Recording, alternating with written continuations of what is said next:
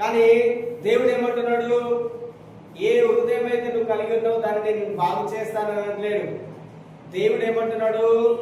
నీలో ఉన్న రాతి గుండెను తీసివేసి, సంపూర్ణంగా దేవుడు ఏం చేస్తాడంటే దానిని తీసివేసి ఏ గుండెని ఇస్తానంటున్నాడు? క్రొత్త గుండెను, మాంసపు గుండెని ఇస్తానంటున్నాడు. అదేవిధంగా మీ నూతన హృదయం, పాత హృదయం దేవుడు సంపూర్ణంగా ఏం చేస్తానంటున్నాడు? కంప్లీట్ గా తీసేస్తానంటున్నాడు. ఏ హృదయం ఇస్తానంటున్నాడు?